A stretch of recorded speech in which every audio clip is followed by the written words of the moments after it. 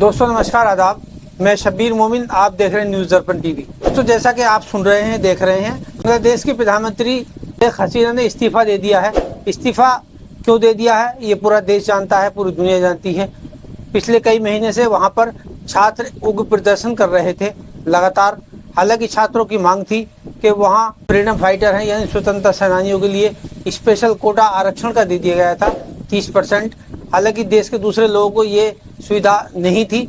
इससे उग्र होकर वहां के छात्र लगातार प्रदर्शन कर रहे थे। सरकार इस प्रदर्शन को रोकने में नाकाम रही।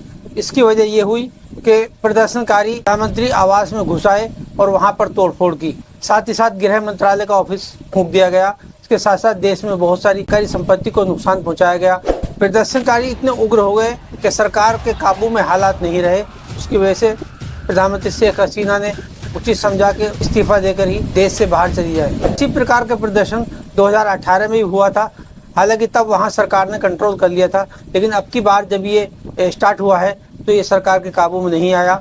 इस प्रदर्शन का फायदा उठाते हुए सरकार के विपक्षी दल इस प्रदर्शन में शामिल हो गए, जिससे प्रदर्शन और उग्र हो गया। साथ ही साथ छात्रों ने देशवासियों से टैक्स न देने की लगातार अपील भी की। हालात खराब क्यों हुए? दमनकारी नीति इसकी वजह रही। साथ ही साथ सरकार में किसी की सुनवाई न होना, मूलभूत सुविधाओं से लोगों को दूर रखना, हर तरह के अनुचित रवैये के साथ साथ ही वहाँ की जनता भड़क गई, जिससे सरकार को काबू करना मुश्किल हो गया। हालांकि ये बताया जाता है कि शेख हसीना ने बांग्लादेश को गरीबी से बाहर निकाला। जितना भी डेवलपमेंट अब तक हुआ है बांग्लादेश में, वो शेख हसीना की सरकार में ही हुआ है।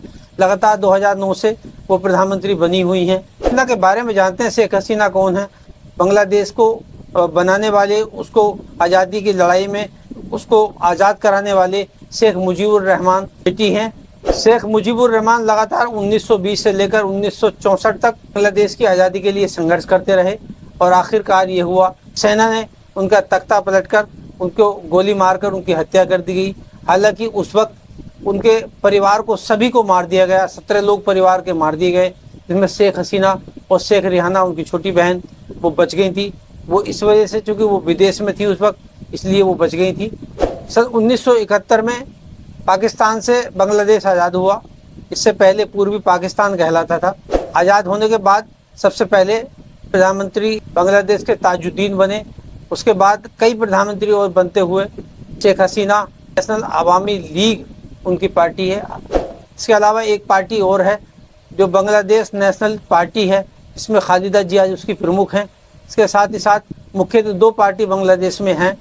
साथ ही साथ छोटे छोटे दल हैं और छोटे छोटे दल इन पार्टियों के साथ मिलकर सरकार में शामिल रहते हैं। अब स्थिति यह है, जबकि शेख हसीना ने इस्तीफा दे दिया और इस्तीफा देने के बाद पद से वो राष्ट्र को संबोधित करना चाहती थी, लेकिन जनता ने, वहाँ के आक्रोशित लोगों ने, वहाँ की उपद्रव भीड़ ने उन्हें इतना मौका नहीं दिया कि वो देश को संबोधित करें। और वो जल्द से छोटी बहन के साथ हेलीकॉप्टर में बैठकर देश छोड़ दिया और उसके साथ साथ ही वो बताया जाता है कि वो इंडिया में पहुंची हैं। बांग्लादेश के आर्मी के चीफ ने ऐलान कर दिया है कि अब बांग्लादेश में अंतरिम सरकार हम बनाएंगे, छोटे छोटे दलों को मिलकर सरकार का गठन करेंगे। उसके साथ ही स्थिति क्या देश की बनती है, क्या हालात बनते हैं, ये आगे आने वाला वक्त बताएगा। उपद्रव देश में क्यों हुआ? इसकी वजह मुख्य ये है कि जब बांग्लादेश की आज़ादी में जो लोग शामिल थे, शेख मुजीबुर रहमान के द्वारा लागू कर दिया गया, फ्रीडम फाइटर के परिवारों को 30% नौकरियां दी जाएंगी।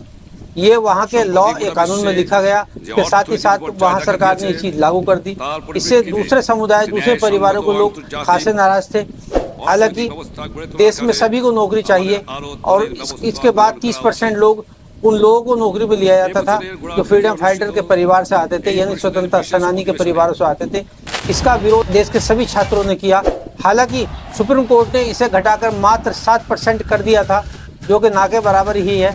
लेकिन इससे पहले बांग्लादेश की हाई कोर्ट में मुकदमा चला और वहाँ की हाई कोर्ट ने इसे यथावत रखते हुए, यानी इसे 30% रहने का हुक्म दिया, जिससे छात्र और उग्र हो गए, भड़क गए और उन्होंने आंदोलन को एक बहुत बड़ा रूप दे दिया। दोस्तों, प्रधानमंत्री शेख हसीना बांग्लादेश से बाहर निकल गई हैं, यानी देश छोड़ दिया है। वहाँ के आर्मी चीफ ने अब अंतरिम सरकार बनाने का ऐलान कर दिया है। अब स्थिति क्या होगी, क्या होगा, ये देखा जाएगा बाद में।